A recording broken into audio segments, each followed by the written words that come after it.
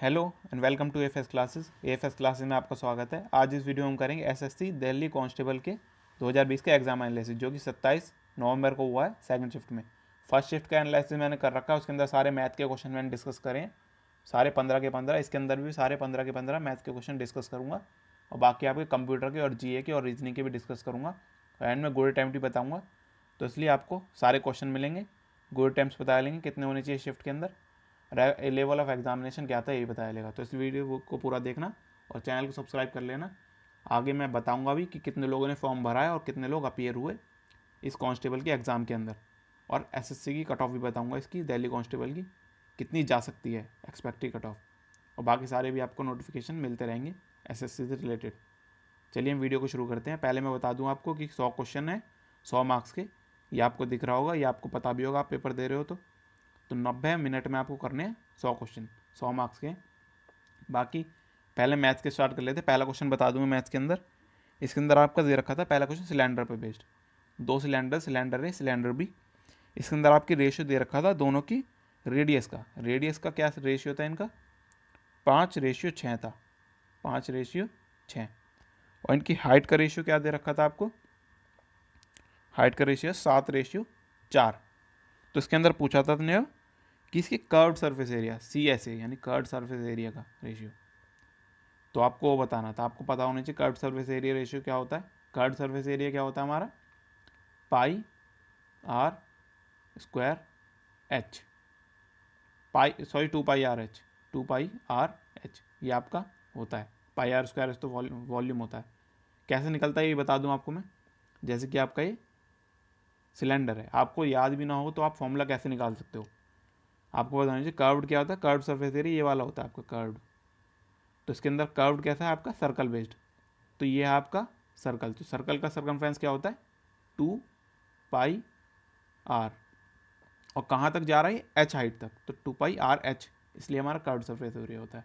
Total surface area क्या हो जाता है हमारे, ये और ये वाला हिस्सा भी, दोनों जो हमारे सर्कल हैं ये भी जुड़ जाते हैं, मतलब प्लस 2πr², ये भी जुड़ जाता है। 2πrh प्लस 2πr² होता है टोटल सरफेस एरिया, और उसका वॉल्यूम क्या होता है πr²h। तो आपका ये आगे क्वेश्चन आ सकता है, स्फेयर पे भी आ सकता है, किसी पे भी आ सकता है, तो इसलिए आपको पता होना चाहिए। बाकी आपको अगला क्वेश्चन बता देता हूँ मैं। अगला क्वेश्चन क्या था आपका, अगला था आपका एवरेज के ऊपर। इसके अंदर ऐसा था आपके 22 नंबरों का एवरेज दे दिया 42, और 10 नंबरों का एवरेज दे दिया, फर्स्ट 10 नंबरों का एवरेज दे दिया आपका 43 है, और लास्ट 10 नंबरों का एवरेज दे दिया आपका इसके अंदर 36 है। तो पूछा 11वां नंबर जो है वो कौन सा है। तो आप क्या करोगे, उसको 10 से मल्टीप्लाई कर लोगे, इसको 10 से मल्टीप्लाई कर लोगे, इसको 22 से मल्टीप्लाई कर लोगे। ये बेसिक तरीका हो गया निकालने का, क्योंकि इसमें टाइम भी नहीं लगना, 10 की वैल्यू है, इजीली निकाल सकते हो। बहुत सारे तरीके हैं वैसे, आपके मिक्स एलिगेशन भी लगा सकते हो इसके अंदर, या फिर वो लगा सकते हो आप अलग अलग तरीके, मगर इसको तोड़ भी सकते हो, बहुत सारे तरीके हैं। अब इसके अंदर बता देता हूँ अगला क्वेश्चन क्या था आपका, टाइम एंड वर्क का था। इसके अंदर क्या था, P एक काम को 15 दिन में करता है, B इस काम को 18 दिन में करता है, तो ये दोनों मिलकर इस काम को कितने दिन में करेंगे। बहुत ईजी सा क्वेश्चन था, कुछ इसमें खास नहीं था। एक क्वेश्चन और था टाइम एंड वर्क का, इसके अंदर क्या था, A और B मिलके किसी काम को करते हैं 12 दिन में, B और C किसी काम को मिलकर करते हैं 16 दिन में, 15 दिन में, और C और A किसी काम को मिलकर करते हैं 10 दिन में। तो इसके अंदर पूछा था A अकेला इस काम को, पूरे काम को कितने दिन में करेगा। तो ये भी इजी क्वेश्चन है, आपको पता होंगे। नहीं पता तो आप कमेंट सेक्शन में लिख देना कौन सा क्वेश्चन में आपको दिक्कत है, मैं आपको एक्सप्लेन करके बता दूंगा उसका। बाकी आगे बताए तो आपको क्वेश्चन में इसके अंदर एज के ऊपर क्वेश्चन था आपका। इसके अंदर बता रखा था कि दो हैं, मान लेते हैं B और C, पर्टिकुलर नाम नहीं पता मेरे को, मगर आपको क्वेश्चन बताया तो मैं, B और C दो हैं, इनका रेशियो है 4 साल पहले का रेशियो, 4 साल पहले का रेशियो इनका है 3:2, और अब 8 साल बाद, प्रेजेंट से 8 साल बाद इनका रेशियो हो गया 5:3। तो अब इनका पूछा है कि क्या इनकी प्रेजेंट एज है C की प्रेजेंट एज पूछिए, प्रेजेंट। तो ये भी इजी क्वेश्चन था, कुछ खास नहीं था इसके अंदर। और बाकी आगे बता देता हूँ आपको मैं। इसके अंदर एक क्वेश्चन भी था आपका सिंप्लीफिकेशन का, बहुत ईजी सा क्वेश्चन था, 260 का 75%, 75% प्लस 30 का 320%, ये पूछा हुआ था आपको। इसके अंदर कुछ नहीं है, नॉर्मल मल्टीप्लाई कर लेना आपको। ईजी सा क्वेश्चन था, कुछ ज़्यादा कॉम्प्लिकेटेड भी नहीं था। तो इसके अंदर आपको ये कर लेना है। बाकी आपको मैं और बता देता हूँ आगे क्वेश्चन। और क्या क्वेश्चन थे इसके अंदर? इसके अंदर था आपका क्वेश्चन कि एक ही क्वेश्चन था कि एक आदमी के पास 5,000 रुपये हैं, उसने उन्हें 3:2 में बांट दिया। 3:2 में बांट दिया। इस हिस्से को उसने लगाया 8% के इंटरेस्ट पे 2 साल के लिए, और इस हिस्से को लगाया उसने 5% के इंटरेस्ट पे 2 साल के लिए। तो टोटल उसे कितना इंटरेस्ट मिलेगा? सिंपल इंटरेस्ट था और ये ऐसा ही, तो कुछ इसमें ज़्यादा बड़ी बात नहीं थी। तो यही सा क्वेश्चन था ये। बाकी और क्वेश्चन बता रहा हूँ मैं आपको। और क्वेश्चन क्या था आपका? इसके अंदर था आपका एक उस पर था, क्या कहते हैं, मार्क प्राइस सेलिंग प्राइस के ऊपर क्वेश्चन था। कि इसके अंदर क्या था? सक्सेसिव डिस्काउंट के ऊपर। कि मार्क प्राइस था एक वस्तु का 2,000 रुपये, उस पर 2 सक्सेसिव डिस्काउंट दिए, 15% का और 20% का। तो अब पूछा है कि इसके अंदर उसकी कितनी सेलिंग प्राइस है, सेलिंग प्राइस क्या है उसका। तो सेलिंग प्राइस आप निकाल सकते हो, सक्सेसिव डिस्काउंट है 2, इसके अंदर 15 और 20। तो इजी क्वेश्चन था ये भी आपका, इसमें भी ज़्यादा कोई बड़ी बात नहीं है। और क्वेश्चन बता देता हूँ आपको मैं आगे क्या क्वेश्चन थे। इसके अंदर था आपका क्वेश्चन एक स्पीड टाइम डिस्टेंस पे। इसके अंदर ट्रेन का क्वेश्चन था आपका। एक ट्रेन है आपकी 300 मीटर की, उसने एक प्लेटफॉर्म को, जो कि x मीटर का है, उसका डिजाइन रखा था प्लेटफॉर्म का x मीटर का, उसको 15 सेकंड में क्रॉस कर लिया, जब इस ट्रेन की स्पीड थी 120 किलोमीटर पर आवर की स्पीड। तो इसके अंदर कुछ पॉइंट में आंसर आ रहा था, आप सॉल्व करके निकाल सकते हो, 5/18 करके इसको सॉल्व करके निकाल सकते हो। तो ईजी सा क्वेश्चन था ये। और आगे बता देता हूँ आप क्वेश्चन, और क्वेश्चन में आपको। इसके अंदर क्वेश्चन था एक आपका, ये था आपका एवरेज से रिलेटेड। एवरेज के इसके अंदर क्या था कि 38 बच्चों का एवरेज 42 है, 42 kg। और क्या पता चला कि गलती से एक बच्चे का वेट 46 रीड कर लिया है, मगर उसका वेट था 26 किलो। तो अब जो सही एवरेज है वो कितनी होगी? तो इसके अंदर भी इजी क्वेश्चन है आपका, कुछ बड़ी बात नहीं थी इस क्वेश्चन के अंदर। और बता देता हूँ आपको क्वेश्चन में। एक क्वेश्चन है आपका, ये भी टाइम स्पीड के ऊपर ही है। इसके अंदर क्या है, एक स्टूडेंट है जो कि अपनी स्पीड से 30% स्पीड बढ़ा देता है अपनी, वो स्कूल से घर आते हुए स्पीड बढ़ा देता है। वो 15 मिनट पहले पहुंच जाता है अपने डेस्टिनेशन पे। तो वो कितनी देर में पहुंचता होगा एक्चुअल में अपने डेस्टिनेशन पे? तो इसमें ईजी है, कितना है स्पीड उनने 10 से 13 कर ली, तो टाइम उसे 13 से 10 लगेगा। तो टाइम उसे कितना कम हुआ? 3 यूनिट कम हुआ। 3 यूनिट की वैल्यू कितनी है? 15। तो 1 यूनिट की वैल्यू कितनी हो गई हमारी? 5। तो उसे यूजुअल टाइम कितना लगता था?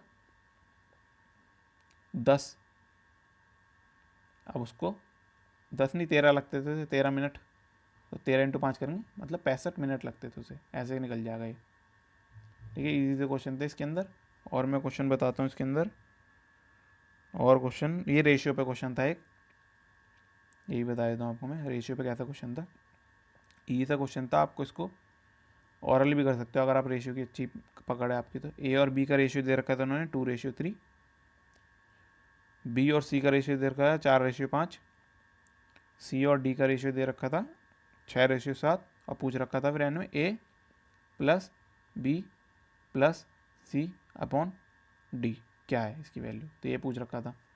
तो ये क्वेश्चन थे इसके अंदर, कुछ ज़्यादा इसके अंदर बड़ा नहीं था। और बाकी हम बात कर लेते हैं आगे अपनी रीजनिंग की।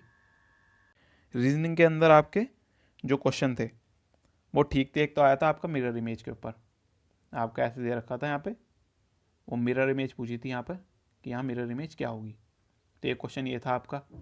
और आपके क्लासिफिकेशन बेस्ड क्वेश्चन थे, उसके अंदर आपको दे रखा था रेशियो, जैसे आपको पता होगा पर्टिकुलर 2 नंबर दिए हैं 27 रेशियो 79 ऐसे करके, फिर ये 2 रेशियो होते हैं, उसके बाद एक ऐसे क्वेश्चन थे। और एक आया था आपका डाइस के ऊपर क्वेश्चन, डाइस का क्वेश्चन था आपका, उसके अंदर बोल रखा था कि अपोजिट फेस बताना है, वो भी इजी क्वेश्चन होता है आपका। और एक था आपका नॉन वर्बल रीजनिंग है, जिसके अंदर आपका ऐसे होता है कि यहाँ पे स्क्वायर बना हुआ है, यहाँ पे सर्कल, यहाँ पे स्क्वायर, यहाँ पे स्टार, यहाँ पे पेंटागन बना हुआ है, और फिर यहाँ पे पूछा होता है यहाँ पे कुछ और बना हुआ है, यहाँ पे आपका ट्रायंगल बना हुआ है। तो फिर ये जो चेंज होते रहते हैं, फिर आखिर एक बोलते हैं कि इसके अंदर क्या पैटर्न बनेगा। तो ऐसा क्वेश्चन था आपका। बाकी रीजनिंग के अंदर ऑल ठीक ठाक रही रीजनिंग।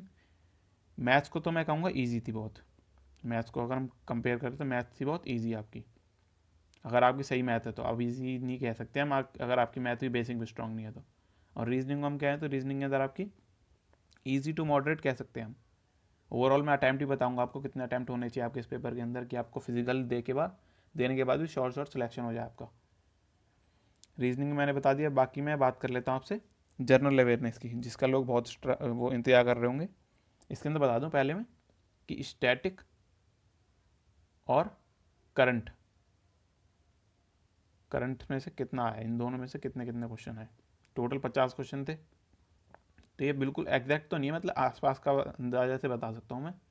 स्टैटिक के अराउंड आए हैं आपके 30 क्वेश्चन, और करंट के आए आपके 20 क्वेश्चन। अब करंट के 20 क्वेश्चन ऐसे नहीं है कि करंट के ही पूछ लिए, करंट के ऐसे क्वेश्चन है कि जैसे कि कोई भी आपका रिसेंटली कोई भी चीज़ हुई है उससे रिलेटेड पूछेंगे वो आगे आने वाली शिफ्ट में भी। जैसे कि मान लीजिए आपका अभी हुआ था ये IPL, तो IPL हुआ है, तो IPL अभी इस बार बाहर हुआ है इंडिया से, तो वो ऐसा क्वेश्चन पूछेंगे कि IPL का जो जैसे साउथ अफ्रीका में हुआ था वो कौन सा IPL था, ये कौन से सन में हुआ था, कौन सन में हुआ था, 2009 में हुआ था, ये ध्यान रखना आप।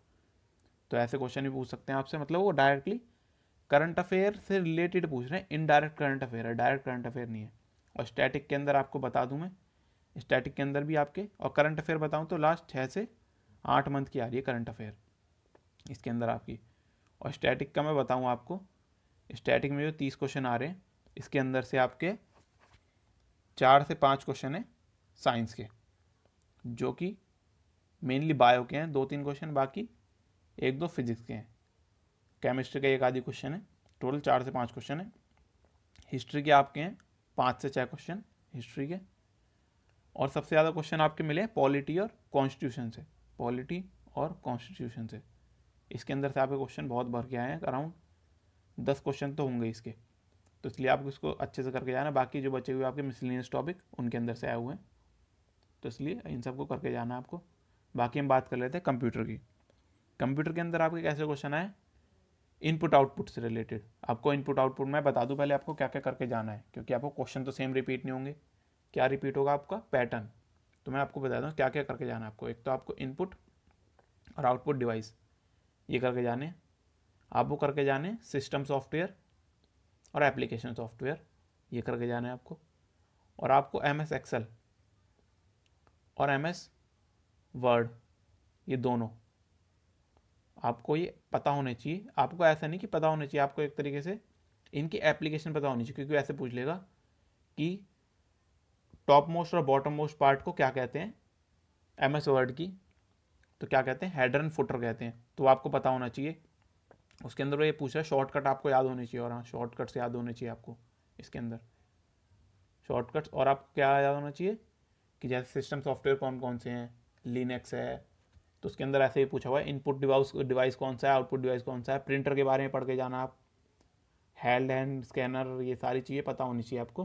प्रिंटर स्कैनर ये सब क्या हैं, बेसिक चीज़ पूछ रहे हैं। और ये भी ध्यान रखना है आपको कि जो मेमोरीज होती हैं कि बिट, बाइट, किलोबाइट, मेगाबाइट किस में क्या क्या होता है, ये सब पता होना चाहिए आपको। बाकी यूट्यूब पे बहुत वीडियो मिल जाएंगे, आप इसके बारे में सर्च कर लेना। बेसिक कंप्यूटर आ रही है, कुछ बड़ी कंप्यूटर नहीं आ रही। रैम रोम की फुल फॉर्म पता होनी चाहिए, पर्टिकुलर URL की फुल फॉर्म, ऐसी छोटी मोटी चीज़ें पता होनी चाहिए बस आपको, जो आपने 10th क्लास तक पढ़ी होंगी, मैक्सिमम 8th क्लास तक जो पढ़ी होंगी कंप्यूटर की। बाकी मैंने सब बता दिया। मैं एक बार गोल्ड अटेम्प्ट बता देता हूँ आपको। मैथ्स के, रीजनिंग जीके और कंप्यूटर। मैथ्स के अंदर मैं बोलूँ तो फिर भी आपको कम से कम तो आपको 12 तो करके ही आने मिनिमम, ये मिनिमम बता रहा हूँ मैं। और रीजनिंग में आपके करके आने आपको करीब अराउंड 20 तो कम से कम। और बाकी जो बचे आपकी जीके में आपको, मेरे को पता है कि 35 ज़्यादा बोल दिए मगर करने पड़ेंगे क्योंकि इसके अराउंड 80 के अराउंड कट ऑफ जाएगी। और बाकी बचे कंप्यूटर में 8 तो कम से कम होनी चाहिए। और ये मैंने 100% एक्यूरेसी के साथ बताए हैं। और मैंने ईजी टू मॉडरेट क्यों लिखा है लेवल, खाली बस जीके की वजह से।